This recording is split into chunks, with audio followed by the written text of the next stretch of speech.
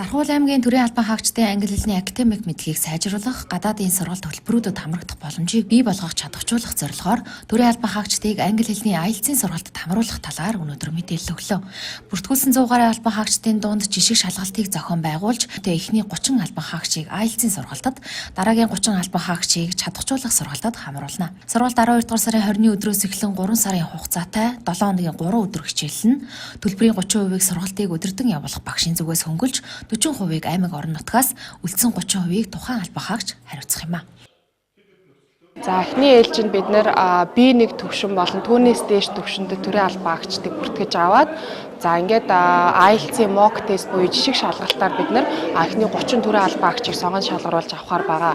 За ингэхдээ болохоор төслийн хичээл яаж явах вэ гэхлээр яг энэ IELTS-ийн олон улсын стандартын жишг шалгалтанд бэлтгэх үеч British Council, Cambridge University гэдэг энэ байгууллагуудаас бэлтгэн гаргадаг олон улсын яг IELTS шалгалтынхаа материалуудаар бид нэр нийт 108 цагийн академик цагийн хичээлийг олгоно. За ингэхдээ 7 хоногт 3 удаа, нэг удаагийн хичээл маань академик цагаар 3 цагийн ийм хичээлээр ингээд 12-7 хоног буюу 3 сарын хугацааны ийм төсөл хөтөлбөрийг хэрэгжүүлэхээр бэлдэж байна.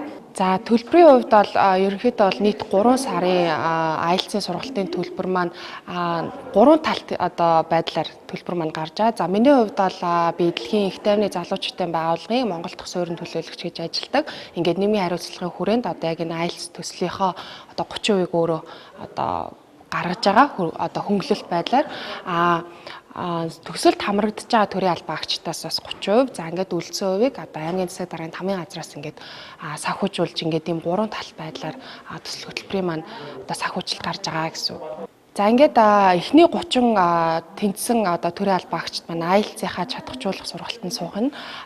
Дараагийн 30 тэнцсэн төрийн албан хаагч маань чадварчуулах буюу төвшингийн сайжруулах сургалтанд сууна. Ингэснээр тэр 30 төрийн албан хаагч маань дараагийн байдлаар IELTS-ийнхаа сургалт хөтөлбөрүүдэд хамрагдах юм боломж үүснэ гэсэн үг. Ингэхээр ийм нийтдээ 60 төрийн албан хаагчийн чадварчуулах сургалт гэж ойлгож болно. Нэмэлтээр хамрагдах албан хаагчийн мэдээллийг 12 дугаар сарын 17-ны өдрийн 17 цаг хүртэл 9961 3265 дугаар толбогдон өгөх боломжтой юм а.